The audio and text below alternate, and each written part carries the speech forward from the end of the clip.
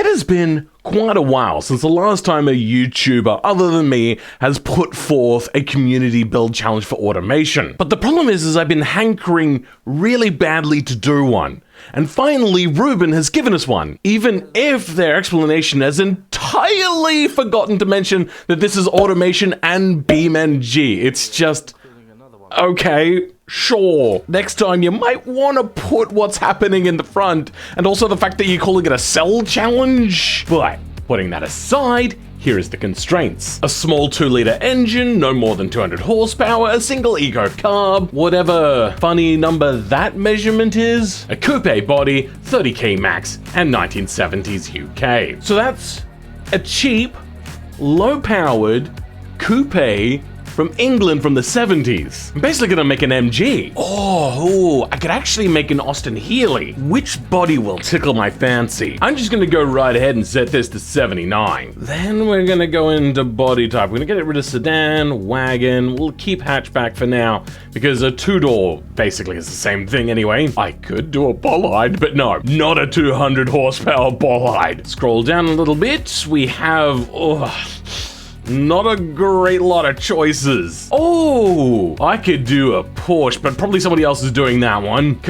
Let's just go ahead and select a convertible. Still not great choices. We could go for one of these, potentially. We'd have to go all the way back into the 60s to get to something that might be considered an MG. And then it's not the right sort of car. All right, so 2-meter wheelbase, nice and light. Hopefully this will be about the 800 kilogram limit. And we're gonna go for like really low production run. So steel, probably a space frame and more steel. And I believe we can afford independent rear suspension on this thing. So we're gonna go just a double wishbone on the rear as well. I think we can go with a really small engine here. And it has to be less than 2 liters. So we're gonna go an overstroke. It's gonna be more of a truck sort of engine, but going with a smaller bore over a stroke will actually give us a lighter engine with the same capacity. Less RPM, but that's the trade-off. Gonna go with the direct acting overhead cam and maybe an aluminum head for 1979. And that single barrel eco carb. Oh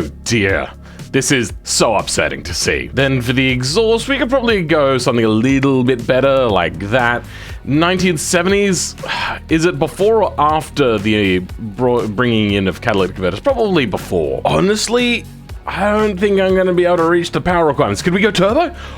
Oh, we could go an early turbo potentially, but I also don't want to. I don't know if I'm going to be able to make the right amount of horsepower from this engine. What's our RPM? We can go up to 6,200-ish RPM. Go over. Yeah, all right. I think I'm going to have to give up on this idea and maybe go with like a narrow bank V6. Now we can go up to 7,700 RPM and increase this cam profile more. We're just going to keep making this stroke shorter so we can get more RPM out of this bad boy. 8,500 now. Go more cam profile. We are right on the edge of this thing. Goodness gracious. I don't know. I'm thinking for like such a short wheelbase vehicle, maybe about 70 kilowatts is not the worst number to have. Let's give it a bit of a listen. That sounds pretty weak, actually. Can we go lighter internals, potentially? I don't want to go too expensive. This is meant to be a little bit lighter. I wonder if that makes it faster now. That's still no good. Whatever. After giving it a little bit of a paint job, I'm a little bit more happy with the engine. I could go with this body. Oh, I could do it. I promise you I could. Is that a van? Oh my God. They're so good. Yeah, we're running with it. Okay, rear wheel drive, go for a good old manual. 97, we can go a 5-speed? Nah, this will probably be a 4-speed anyway still. Open differential, the big sad. Go some radials is about the right sort of time in England to have these. Try some sports for now, even though that's probably not really accurate. Go for maybe some 155s. Could try for some nice, lovely mag alloys. Simple brakes in the front, and we might also go a solid brake in the rear. Power steering, I think we could do without that. Now, if this is low production run, I think we're just gonna go with basic 70s safety. Then your normal old suspension. Then because I just want to lower that down. Oh, you know what? Actually, we're gonna select sport for now. And I think I'm gonna do something which a lot of people overlook. I'm not gonna go for big horsepower or great track times. I'm going to try to create a car that is just fun to drive. And I feel that is like sorely overlooked. So that's the goal of this car. Apart from being like a really sick wagon, obviously. What does automation say we do straight off the bat though? A 241. That's not bad for a 70s low-powered vehicle. Gear ratios are quite long. We're gonna make this a 3-speed with an overdrive. So I think about there is... Oh, it doesn't even want to do the top gear. Oh no. This thing apparently doesn't have enough power. How much does it weigh? Oh, it's underweight as well. Oh, that's unfortunate. I think to remedy this, we'll just go a slightly longer body. 2.3 meters long. Sounds good to me. Now, 100 kilometers an hour, our cruising power for there, 31 kilowatts. And 31 kilowatts means, oh dear, we're going over 3,000 RPM to cruise. Those aren't great numbers. But honestly, we don't have a whole lot of choice here. A 0 to 100 is also 10.5 seconds. That's really slow. I think I need to retune the engine. Let's try a V8. Yeah, nothing can go wrong here. It weighs more. That's unfortunate. All right, 4-cylinder it is. What about a dual cam?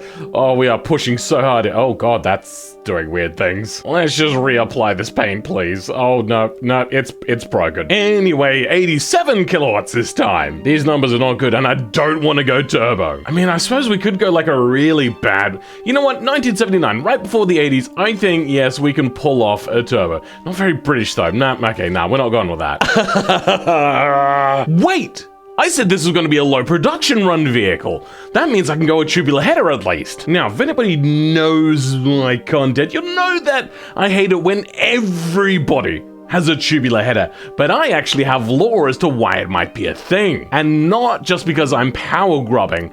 This is actually a part of the lore. But because it is low production run, we're going to keep it to just a regular tubular. Fancy. So while going completely off the deep end, making the engine entirely out of aluminium, we finally got ourselves a decent power number. It's not 200 horsepower, but we don't need 200 horsepower. We just needed a little bit more. See, if I had no scruples, I would probably go for a turbo engine in the 70s from England, which doesn't really make a huge amount of sense. Now it looks like we got some good numbers here, and we're also down to 9.4 seconds. That's pretty good for the 70s. But I don't like the power band being so straight. That's, yeah, weird. So let's go and give it a little bit more of a tune, reducing that cam profile a smidge. Hopefully this little bit of a tweak would have helped us. It still looks like garbage. God damn it! We're now dealing with a lot of oversteer as well, and I think we are going to reduce our front tire width. Now, what is the cruising RPM? It's about 34 kilowatts, which is, oh my god, it's nearly 3,500 RPM. We're gonna have to blow the engine up almost just to be able to cruise. So we're gonna make this a cruising gear, much longer than necessary. Now we're about 28-ish, which puts us a little over 3,000, which is acceptable. That's the sort of RPM you have in modern day eco box cars that aren't very powerful. Let's just hope this high revving 70s engine will last just as long. What's our price looking to be? Currently, 16,800. That's very cheap. I'm tempted to go to a better connecting rod just so I can up the RPM a smidge. And our 0 to 100 has come down considerably. Perfect. Our suspension seems sufficiently wallowy. Our price is still $17,000. And our automation test track time is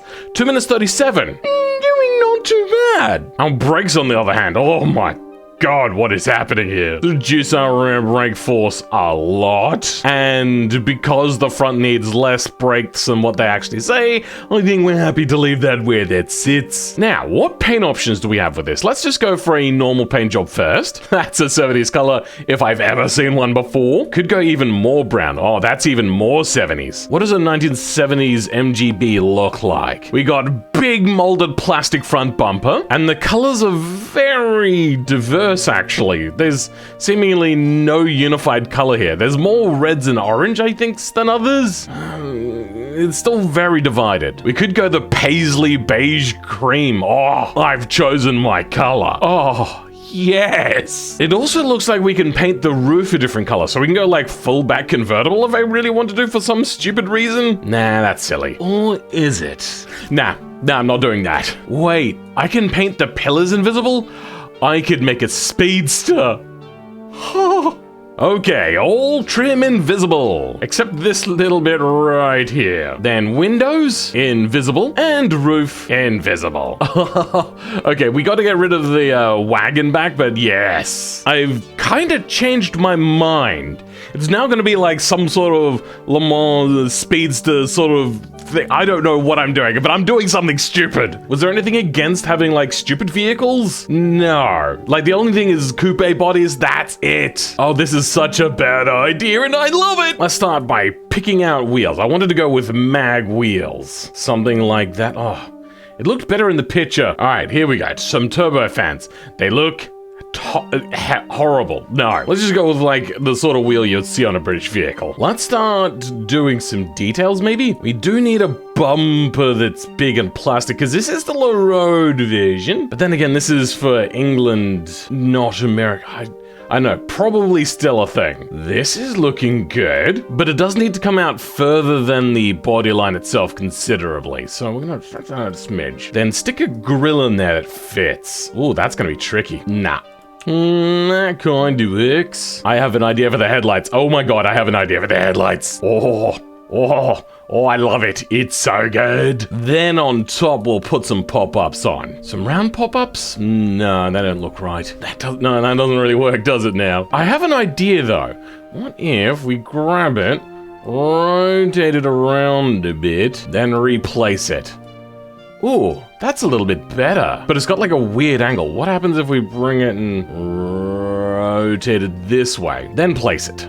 That just looks sad. Let's undo that. For now, it'll do. I wonder if placing it lower will fix that. It does fix it, kind of, except for this. What if we make that invisible, duplicate this, bring that back, make everything else invisible. Then we can go in and place this how we want it to be placed. This isn't working the way I wanted it to. She'll be right. That's looking a lot better than what it was. Let's go ahead and put some hood detail on. That's looking pretty bad. But scaled down, it looks a little bit better. Yeah.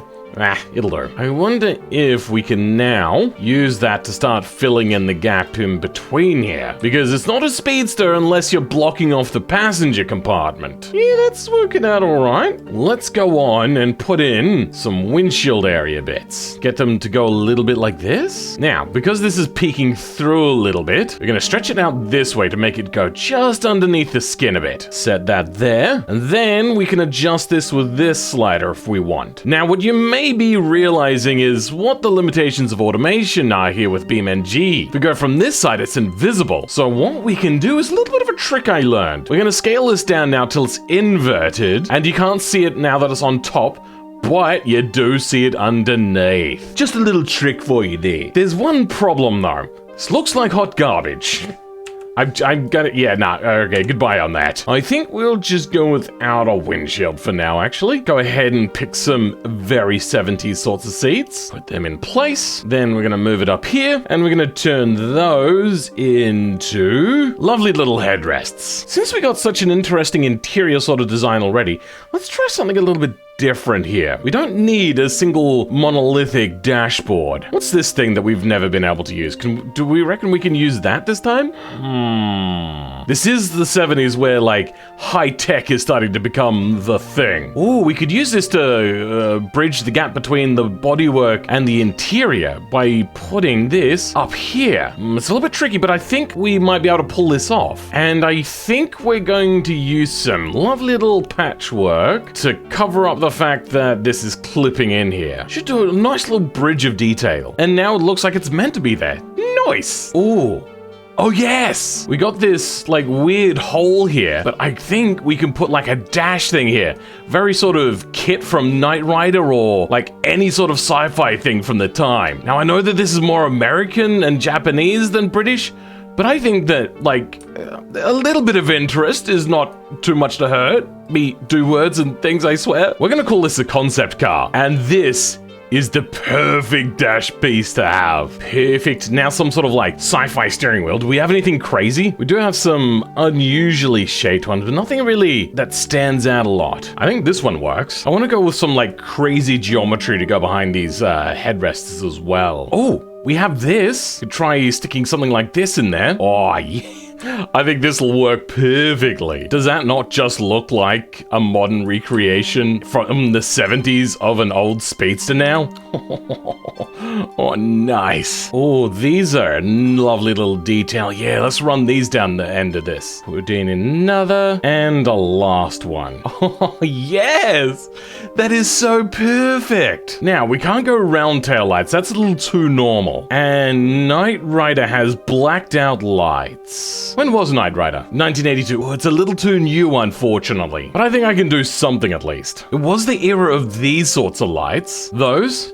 Yes, you can agree, look hideous. But if we turn this to like a plasticky black, rotate it, squish it, then stretch it, it's looking a lot more like it. Now, if we go back to the MGB, we do have a very large protruding rear end as well. Also, what looks to be lovely little cups. I get the feeling the idea is during rain, it'll collect it there, so it can just create a lovely little puddle of rust. How sweet. But ignoring the bad design, let's go ahead and try something else. Maybe this? No, how about the other way around? It's getting there. That kinda works. And since this is a concept car, I don't really know if it needs a number plate, but I think we're gonna put number plates in anyway. All right. Is that enough for this weirdo vehicle? I think it might be. I think for the best part, we're done. We've got a little bit of a place down here where we might be able to stick something like a gear lever in, because this is all about being special, not about being practical. Oh God. This would be hell to use. Like, sure, your elbow may be really low, but oh, goodness gracious. That does not look like a good time. Oh dear. That's terrible. And then put it on sale.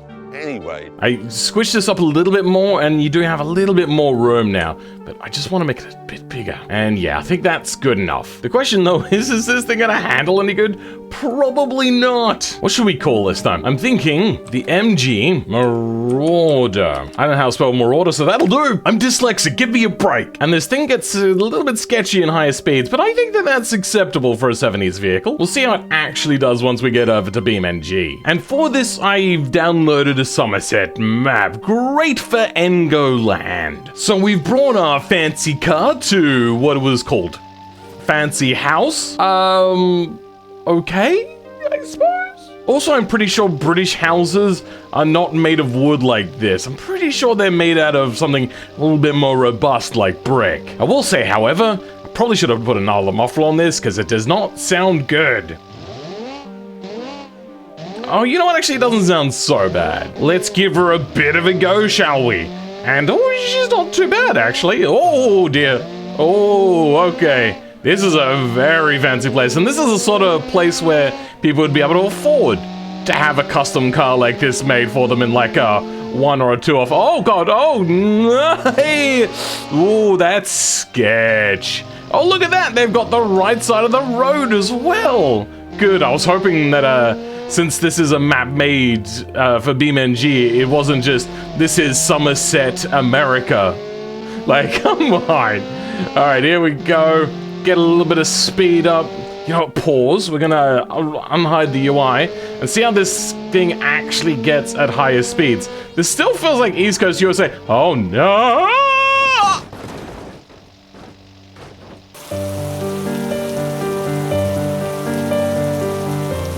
It's fine, rich people die all the time, right? Just ask the Kennedys. Well, we'll give that another try. This is not a track monster, it's just a fun handling sort of car. It does chuck around quite easily. Not enough traction! Oh God! Oh! Alright, I've changed my mind. Instead, we're gonna take it to a racetrack, and we brought it to one of the most famous of all, Spa-Frankenchops. And we're now at about the sort of speed where automation said that this thing would oversteer way too much. You know what? I mean, we were going through a weird corner, but it should have made it oversteer more. It just did all right. Our overdrive, though, is very overdrive, and it does not want to go over 150 kilometers an hour.